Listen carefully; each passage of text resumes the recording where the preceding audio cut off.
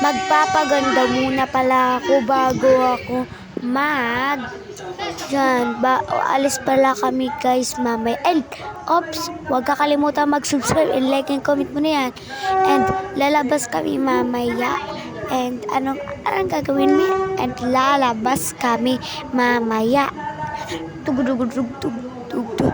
Lalabas kami mamaya. Yan, magpapaganda muna ako bago kami lumabas. Yan, bishish. Lalabas kami mamaya. And, fresh. Nagpupulbo pa pala just ate girl. Wax. Huy, ganyan-ganyan ang lala mo. Gusto mo na makain. Huy, sana may pulbo ako. Wala, joke. Yan.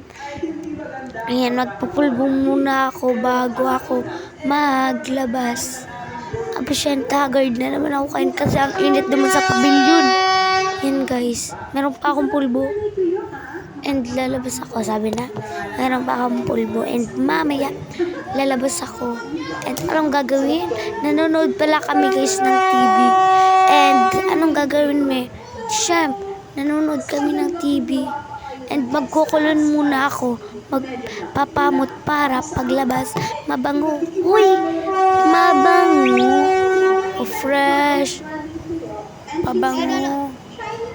And anong gagawin? Ang ingay naman ng train. Kanina pa yan. Sobrang ingay ng train. And guys, maglalabas na kami. Malalabas na ba tayo? Lalabas na kami dyan eh. Pag ganyan, lalabas na kami. Yan, mag-electric pa na ako. Ang init-init naman dito sa classroom. Ang ingay naman ng train. Kanina pa ang train. Kahit anong gawin, ang ingay pa rin. Bakit kasi? Huy! Kasi ang Tabuk Central School, paganda ng paganda. Yan. Kasi ang hagard ko na naman. Pag hindi ako nag-electric pan, stop ko na muna to yun. Stop ko muna. Diba? Stop ko muna kasi malulubat. Yan. Meron pa akong natirang pulbo. And lalabas na kami. Mamaya. Loading. Yan. Bye-bye. Mamaya na lang, guys. Ayan na. Nakaano na pala ako, guys. Ang ingay naman ng kaklasmate ko. Garo, kinder. Pararibok na. Ala kaya.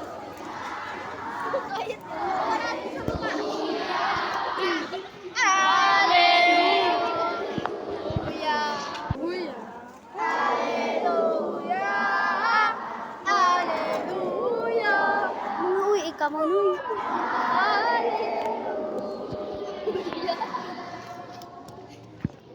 Hallelujah.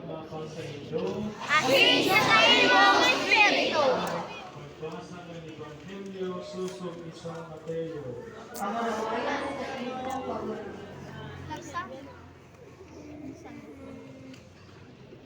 Jesus nagkaroon sa katarungan, ang kinagaya ni David na nagkabali sa niya ng nagkakago sa Roma.